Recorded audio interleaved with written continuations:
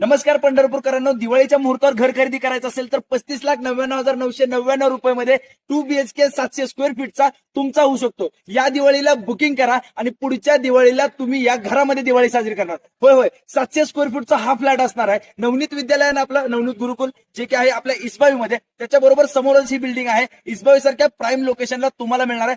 7 मजल्यांच्या ह्या बिल्डिंग मध्ये तुमचं देखील 2 BHK घर असू शकतं. अगदी प्रशस्त असे फ्लॅट असणार आहेत.